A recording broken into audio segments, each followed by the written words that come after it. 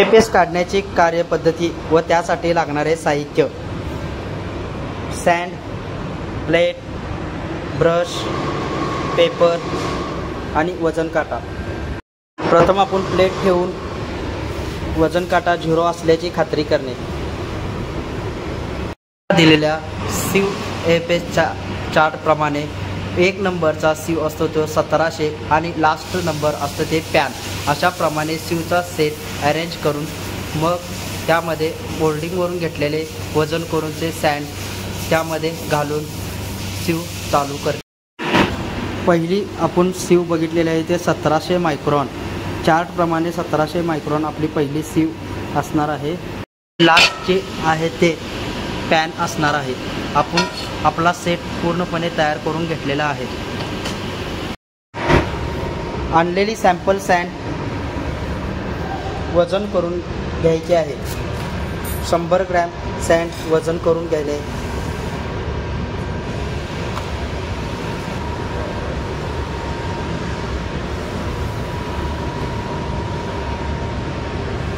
अशा तऱ्हेने 100 gram sand आपण घेतले. केलेली सँड शिव सेकरमध्ये ओतायची आहे व त्यानंतर त्यावरील प्लेट लावून शिव सेकर लॉक करून घ्यायचा आहे. शिव सेकर लॉक करून घेत आहे. सेकर व्यवस्थितरित्या लॉक झाल्याची खात्री करून स्विच ऑन करायचा आहे. तर 10 मिनिटे चालू ठेवायचा आहे. 10 मिनिटानंतर ऑटोमॅटिक बंद होतो. आता आपण मशीनमधून सीव बाजूला काढणार आहे. सीवचे क्लॅम्प जे आहे ते वरच्या साईडला उचलून थोडा बाजूला करायचा आहे व त्यानंतर लावलेले क्लॅम्प बाजूला काढून सीवचा सेट आहे असा उचलून बाजूला काढायचा आहे.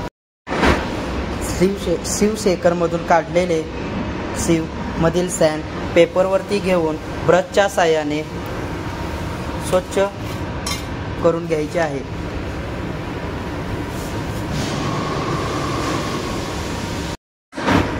घेतलेली सँड वजन करून घ्यायची आहे.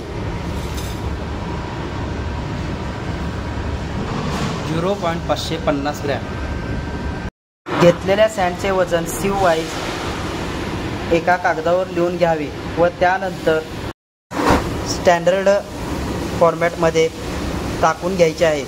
तर फॉर्मॅटमध्ये पहिल्या रोला आहे ते सीव नंबर आहेत व दुसऱ्या रोमध्ये स्पेसिफिकेशन आहेत व तिसऱ्या रोमध्ये वेट इन ग्रॅम.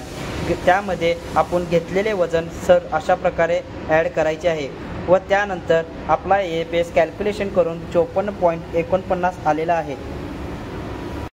आलेला APS आपण आपल्या रेकॉर्डमध्ये किंवा फॉर्मॅटमध्ये नोंद करायचा आहे.